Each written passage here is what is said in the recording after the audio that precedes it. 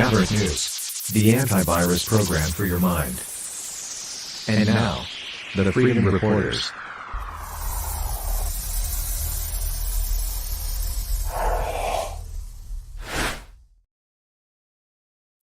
A big day today. RFK Jr.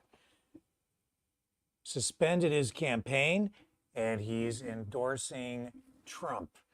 So, special guest lined up at the Trump rally in Arizona this evening. And we're going to go live there and pick up that coverage for you. And to help us along the way through the evening, Joseph is back. And like the network movie, I'm mad as hell and I'm not going to take it anymore. Okay, so yeah, we're gonna go there. Now, Trump is, I guess, supposed to take the stage really just about any moment. Carrie Lake is on the stage there right now. Let me see if I can get the proper feed up. So, Joseph, what's your reaction to RFK Jr. doing what I said he was going to do, drop out? Well, he says he's suspending his campaign and he has endorsed Trump. Reaction. Got a whole list of notes. Hopefully we can get them all in. The two main ones, Trump, of course, has to say, oh, I've always greatly respected him. Well, I'm not running for office. I don't got to say that. I've never respected RFK Jr. But like I said yesterday, this is helpful. It can be helpful. Rivals, if they're going to endorse you, even though you don't agree with them, maybe even on many things like me and him, can be helpful. So he has to, of course, give the platitudes. I do not. I think he's a nut. I think he's a flake. I think he's a loon. He's more Teddy Kennedy than JFK or, the two Kennedys that were killed. I respected them. But, of course, they were killed. We don't know what would have happened with them 10, 20 years on if they'd have gone full left loon either. So that's kind of the main thing. And the other thing is suspended. I think that's smart. I agree with the way he's doing that. And I like that he said he's taking his name off the ballot in the battlegrounds. I have a bit of issue with his red state, blue state thing. Normally, yes. But this election, as I've said with you before, look how close Lee Zeldin came to knocking off Kathy Jokel. New York would normally be one of those deep blue states, not in play. You leave your name there, it could hurt. But we don't have to worry about New York if it is indeed in play, because the Democrats were already engaging in lawfare to block him from the New York ballot anyway. But Nevada, it could make a huge difference. Right. So you agree with his approach with leaving his name on the ballot in some states? I'm not sure that I do. I don't see the point. Well, his whole candidacy was like Perot's. I dare say Nader and Stein would say also, to be anti both party. And therefore, he still allows some of his backers to make that point where it indeed won't matter. And, I don't know. I can't think of California, right? I don't think there's a snowball chance in hell of Trump winning there. So if people want to protest vote in California, vote RFK Jr., I think that he's making a point still. I can see that. I can agree with that. Like Perot, was protesting both parties, but he came from the GOP. And that's why most feared he was hurting HW. Now, if Perot would have done an RFK, but he'd have gone back to his own party, to HW Bush. I want this, that, the other thing, if Bush would have agreed to bring the party back to conservatism. That's what Perot was uh, complaining about, the GOP getting away from conservatism. And RFK Jr. tried to go to the Democrats, and they basically said, buzz off. So I think what he's doing is right, because indeed they are now the party of censorship, right? Hiding the dementia. I should have said this 3 years ago. I posted today, Dementia Gate. What did Biden know, and how long ago did he forget it all?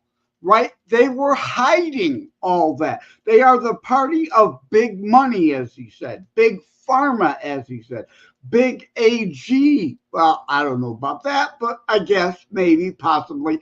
They are definitely the party of lawfare, keeping him off the ballot too. So I think the only thing he could do to continue to make his point would be this. If he'd have gone back and made a deal with Harris, I'm glad she didn't even want to give him the time of day, because if there would have been, then all he's done would have been a complete farce. Is he going to be the special guest tonight at this Trump rally? I hope so. Like I said yesterday, if he is, I want him to bring the VP gal with him. Right. Mm-hmm. Her voice again. Shanahan. Yeah. Abraham Lincoln didn't get to say Gettysburg, Schmettysburg. Let the South have it. Then they could have went on anywhere they would have wanted. The Civil War would have been a completely different turnout. Right. Sometimes the enemy dictates a battlefield you have to fight on, or like I said yesterday, my quote, right? Either Sun Tzu or sunburn the art of stupid instead. Some people are just so caught up in their emotion of it, they can't logic, reason, common sense. They are strategically retarded, as I said yesterday. To not understand, we may not like identity politics, but if you're not going to fight, you have surrendered it, and you often then lose because of it. So if Shanahan shows up and talks, it will be a bigger deal than if RFK Jr. is the only special guest. Well, I guess we're going to find out momentarily, because I think he will be the special guest. Trump, we're told, was supposed to start speaking at 7. Of course, these things always start just a little bit late. Yeah. It's now a little bit past 7:12. Kari Lake is on stage right now in Arizona. And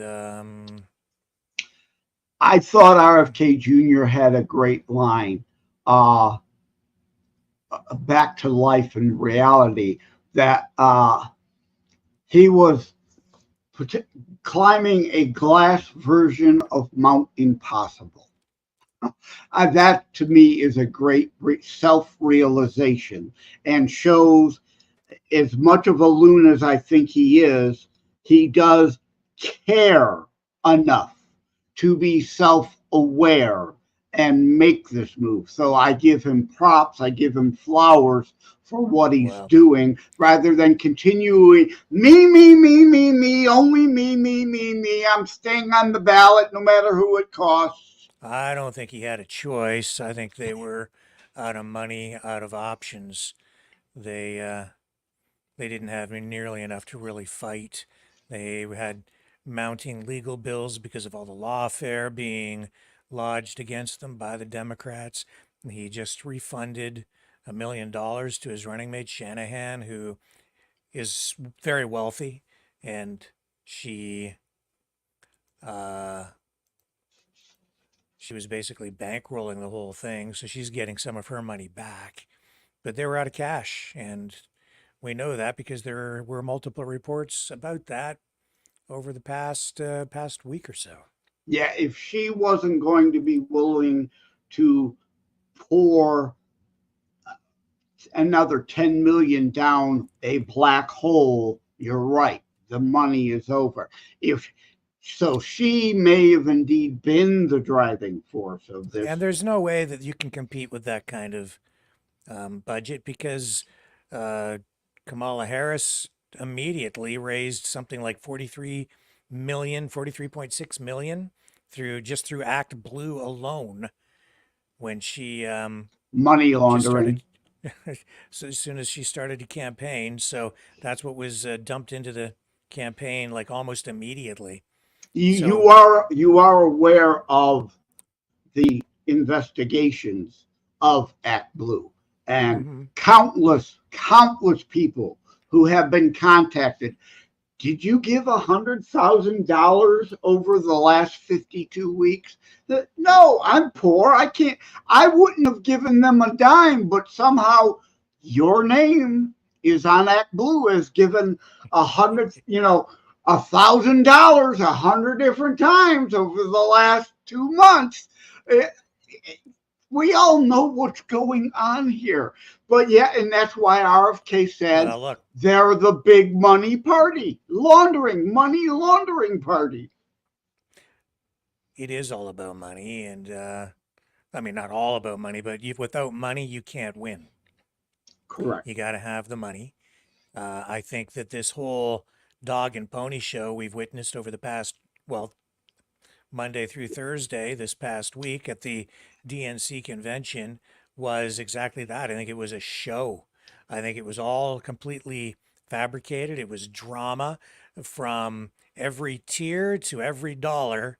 That whole thing was completely disingenuous, portraying Kamala Harris and Tim Walz as just average middle class people who struggled to get to the top, and they're just like you and I, Joseph. They came from just average middle class families and with from communities where everybody's always looking out for each other. What a load of crap.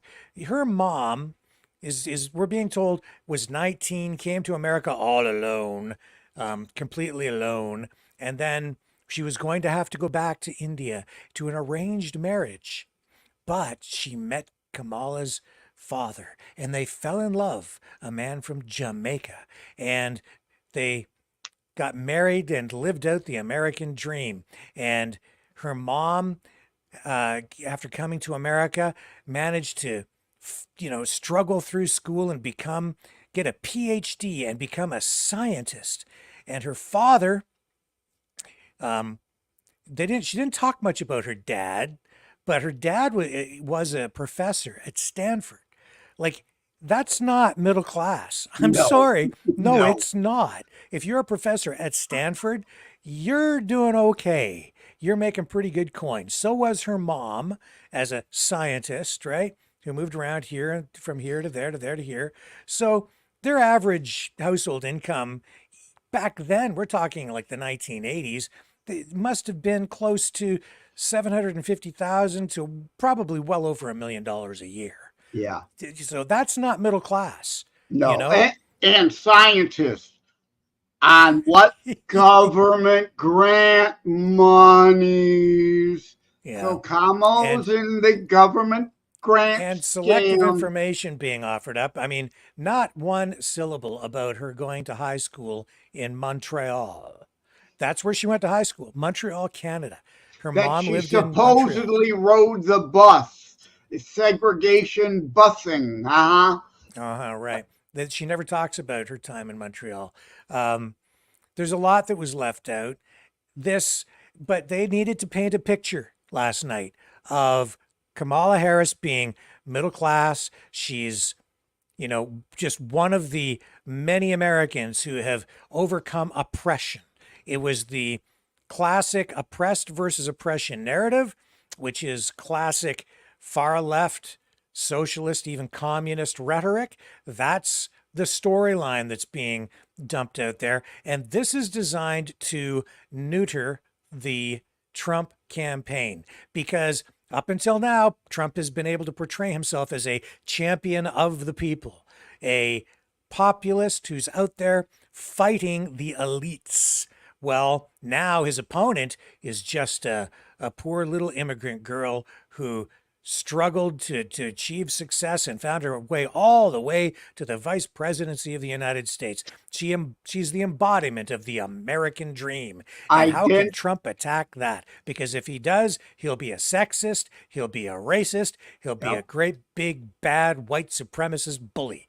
That's what's being laid out, was laid out last night. And I'm not buying any of it because I don't think Kamala Harris came from a middle class family. I think she came from a very well to do family. Maybe not a family of billionaires, but certainly millionaires. And she wasn't living in the slums. Yeah, it was all identity politics. As I've said all 4 days, style over substance, all identity politics, shoveling manure, selling an illusion, a delusion, a dog and pony show, I And think you said, and bread Coach and Walls, the circus. Coach Walls. Yeah, he's just an average guy from the suburbs, middle class guy, high school coach. And that's who the VP is going to be now. Joke, It's going to be a joke. coach, a middle class coach from your local high school. Yeah. That's the image they're portraying. No,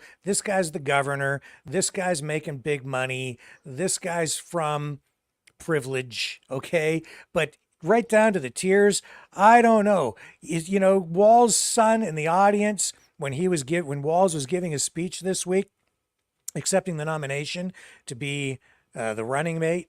And his son's like bawling. And how many times did we see Tim Walz crying? You know what that is? That is like that. I think a lot of that was staged, and it was done because you have to portray these, and I'm sorry, but you have to portray these Victim. privileged people, right? As being sort of sorry for everything in the past. And they're so emotional about it. It's like, it's so emotional and I'm so sensitive and because it's not what you're saying, it's what you're seeing too. Yeah. It's not what they're saying, it's what you're seeing. Yeah, two more things. Like you said, money. This was a 4-day, couple $1 million investment to sucker more people out of tens of millions to build the campaign war chest.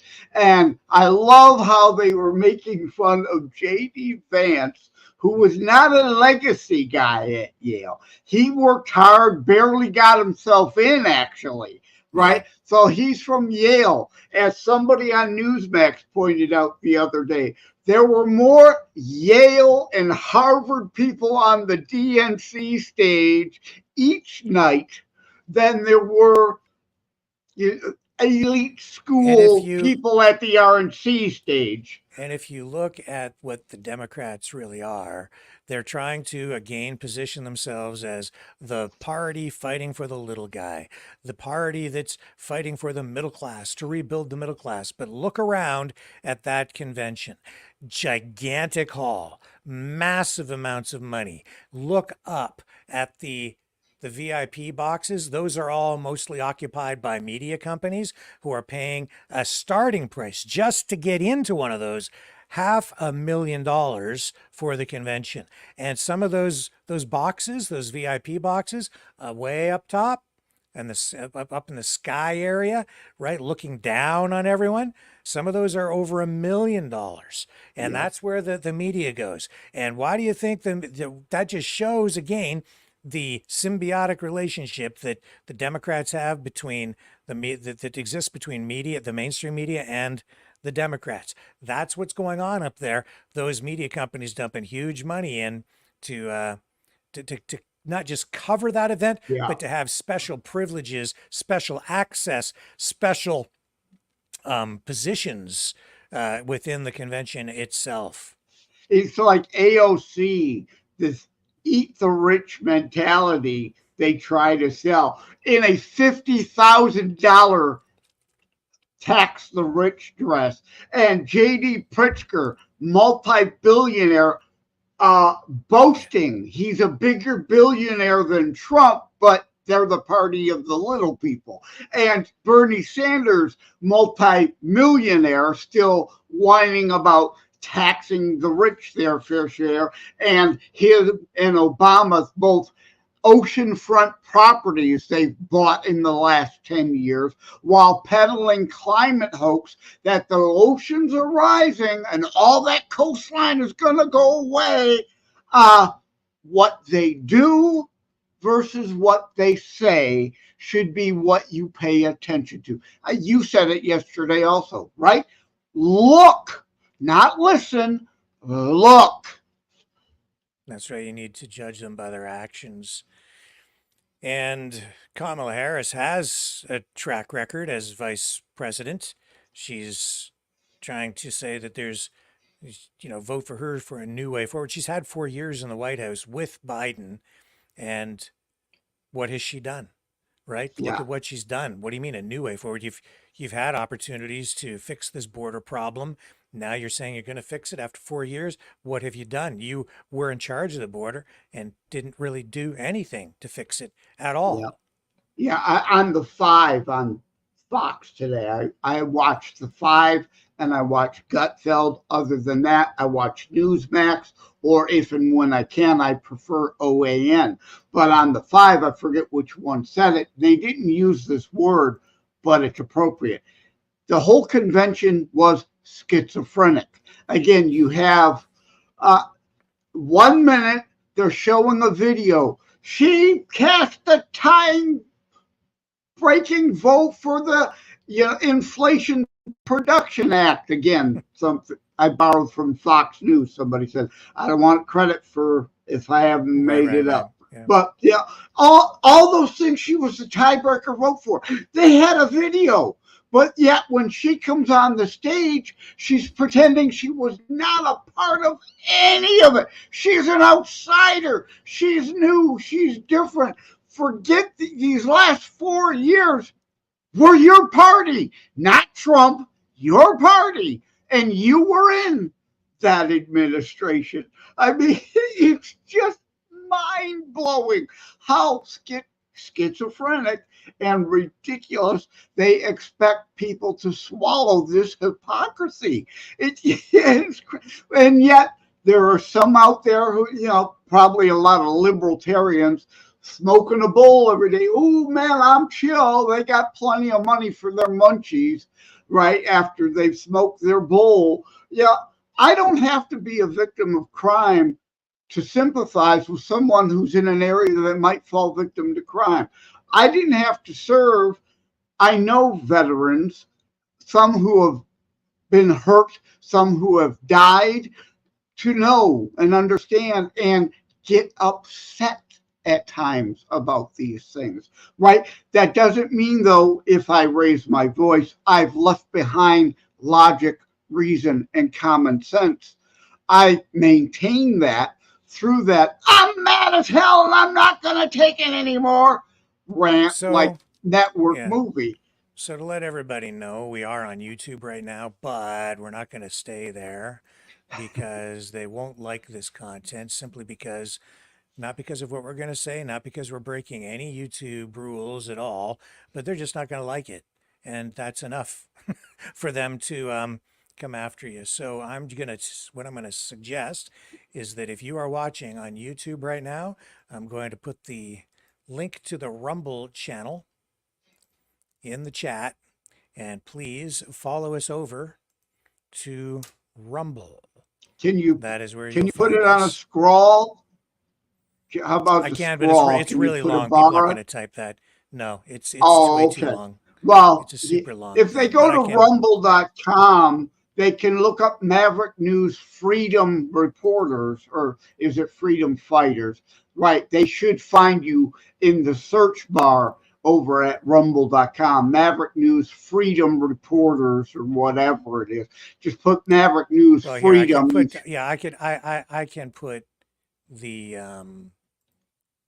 I can put that up on a banner for the channel. So for the channel, here it is. There, that would work. Just put up the channel. So the benefit of people seeing on my YouTube stream, yes, please now go over to rumble.com/c/Maverick, where Rumble won't give us a hard time because, yeah, when Rick drops the YouTube feed, I'm dropping my YouTube channel stream also. Yeah, because as soon as we start running anything from that speech tonight, they are gonna. Yeah, in fact, I think we're about ready to go there now. Maybe, Yeah, maybe. YouTube will freak out. Yeah, the main feed hasn't started here yet, though. I don't know. Let me just check this. Yeah, I've got Fox News Yep, on, we're here. We go.